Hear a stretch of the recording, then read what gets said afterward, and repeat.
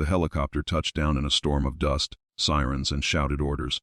Medics rushed toward the landing pad, expecting another difficult rescue. What they did not expect was the enormous black German shepherd standing over the wounded Navy SEAL, refusing to let anyone come within a single step.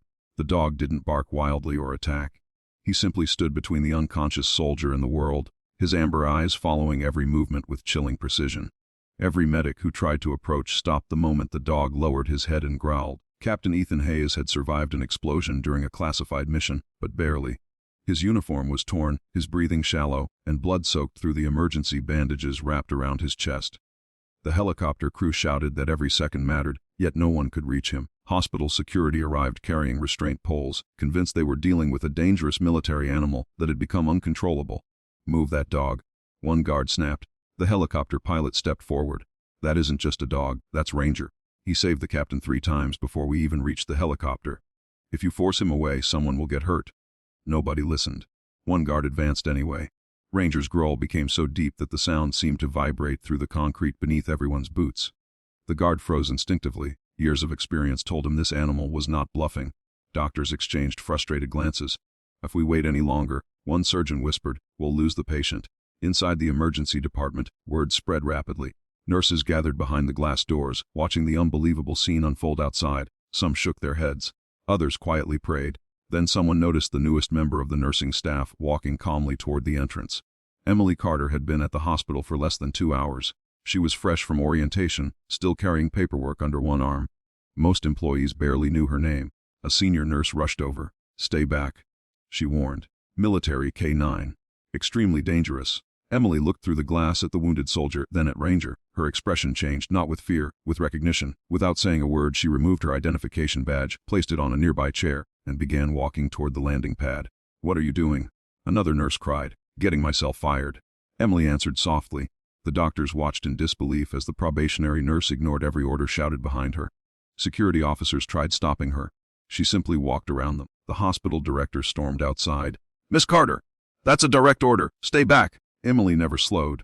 Ranger turned toward her immediately. The massive shepherd's ears stood high. Every soldier nearby held their breath. One wrong move would end in tragedy. Emily stopped several feet away. She didn't reach for him. She didn't speak.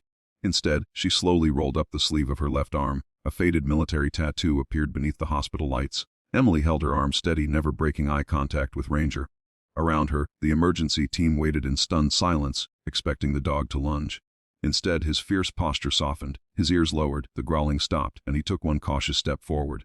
He sniffed the faded tattoo, then gently pressed his nose against her wrist. A soft whine escaped his throat. No one moved. Even the wind seemed to disappear. Emily whispered, "It's all right, Ranger. I'm here now." The German shepherd looked back at Captain Ethan Hayes, then returned his gaze to Emily as though asking permission. After several endless seconds, he slowly stepped aside. The entire landing pad erupted into action. "Go! Go," a surgeon shouted. Medics rushed to Ethan's side, lifting him carefully onto a stretcher. Ranger stayed close but never interfered again. His eyes remained fixed on Emily, following every movement she made. Inside the trauma bay, alarms echoed through the room. "Blood pressure is crashing. We're losing him. Prepare the operating room." Emily slipped quietly into the crowd of doctors. A senior physician frowned. "You just started today. Stay out of the way." She nodded politely but noticed something everyone else had missed. A small piece of twisted metal protruded beneath Ethan's shoulder blade. The angle was wrong. "If you roll him now," she said calmly, "that fragment will tear the artery." The room fell silent. One surgeon glanced at her with irritation. "And how would you know that?" Emily answered without raising her voice, "Because I've seen the same injury before." The surgeon ignored her warning. "Roll him." Before anyone could move the stretcher, Ranger barked sharply from the doorway. Everyone froze.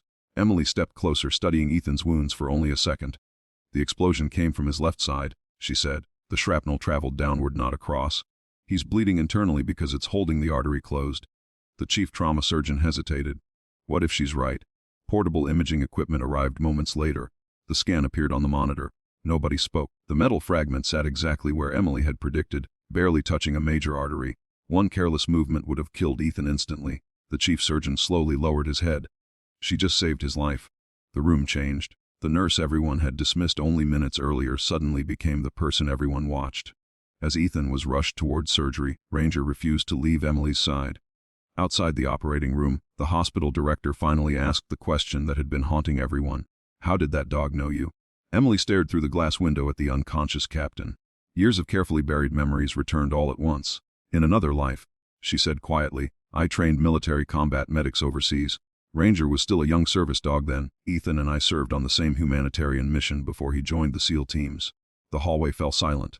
You were military, the director whispered. Emily nodded. I never wanted anyone here to know. At that exact moment, the operating room doors burst open. A panicked anesthesiologist shouted. The captain's heart has stopped. Emily was already running before anyone else reacted. The instant Ranger saw it, everything changed. Emily crossed the operating room before anyone could stop her. The surgeons were already performing chest compressions while alarms screamed through the room. Ethan's heartbeat had disappeared from the monitor, and every passing second pushed him closer to death. Several doctors looked at the probationary nurse with disbelief as she stepped beside the operating table. I need 10 seconds, she said firmly. The chief surgeon hesitated, then nodded. Emily examined the monitor, studied Ethan's injuries, and remembered the same emergency she had faced years earlier during a combat evacuation. She pointed to the hidden fragment visible on the scan. That pressure has shifted. Stop compressions for 1 moment. Prepare suction. When I count to 3, remove the fragment exactly 2 centimeters and clamp immediately. The room obeyed. 1, 2, 3. The surgeon pulled the twisted metal free. Blood surged for a terrifying instant before the clamp locked into place. Then the monitor gave a single beep. Another, then another. A steady heartbeat filled the room.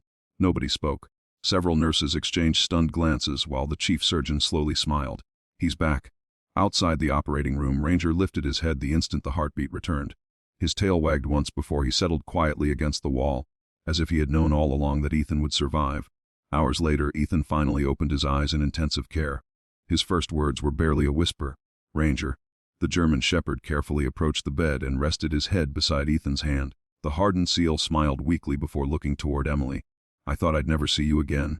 Emily smiled through tears. You still owe me that coffee from 8 years ago. A faint laugh escaped Ethan despite the pain. The doctors and nurses watching from the doorway finally understood. The tattoo Ranger had recognized was the insignia of the Humanitarian Medical Task Force where Emily, Ethan, and the young military working dog had first served together. Ranger had never forgotten the medic who once saved both his handler and his own life during a mortar attack. The hospital director stepped forward. I owe you an apology. We judged you before we knew who you were. Emily shook her head. Rank, titles, and medals don't save lives. People do. Those words spread through the hospital faster than any official report. Days later, Ethan walked slowly through the rehabilitation wing with Ranger faithfully beside him. Doctors, nurses, and security officers paused to applaud as Emily passed by. She smiled politely, but her greatest reward wasn't the applause. It was seeing Ethan alive and Ranger finally at peace. Sometimes the strongest heroes wear uniforms. Sometimes they wear hospital scrubs. And sometimes the truest acts of courage come from earning the trust of a loyal heart that refuses to give up on the person it loves. If this story reminded you that courage, loyalty, and compassion can change a life when hope seems lost, don't forget to subscribe for more unforgettable stories.